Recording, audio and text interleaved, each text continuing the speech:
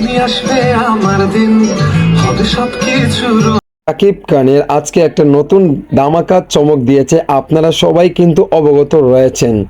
জানি আসবে আমার দিন, হবে সব কিছু রঙিন। সো বন্ধুরা, আপনারা তো দেখতেই পারছেন শাকিব খানের লুকিং, এমনকি শাকিব খান তাকে দুইজনকে নিয়ে কিন্তু পোস্টার একটা বানিয়েছে আমাদের অনন্য মামুন ভাই, যে একটা ধামাকা দিয়েছে। এমনকি শাকিব খানের চাউনি আপনারা দেখেন কতটুক ভালো লাগছে, কারণ একজন নায়ককে তার স্টাইলিশ দিকে ফোকাস করতে হবে মেইন, কারণ এই স্টাইলিশ দেখেই মানুষ কিন্তু একটা ভালো লাগা, ভালো মন্দ লাগে, সব কিছু কিন্তু হয়।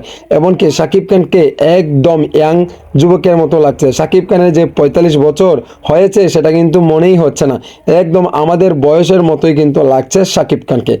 এই গানগুলোতে যেই রকম পারফরমেন্স করেছে শাকিব খানের, এই লুকিং বলেন, চাউনি বলেন, সব কিছু অ্যামেজিং। এমনকি চুলের স্টাইলও ধূমকেতুর মতো হয়েছে। সব কিছু মিলিয়ে পারফেক্ট ড্রেসআপের সাথে অনেকটাই অ্যাডজাস্ট হয়েছে শাকিব খানের এই গানটি।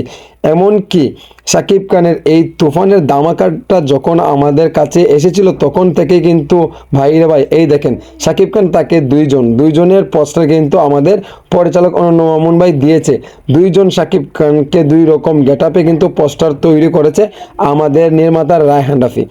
এই সিনেমাতে এমন একটা চমক রয়েছে, এমনকি এই সিনেমাটি ঈদুল আজহার দিন থেকে আজকে পর্যন্ত ব্যবসা সফল, এমনকি ব্লকবাস্টার হয়েছে এই তুফান সিনেমাটি।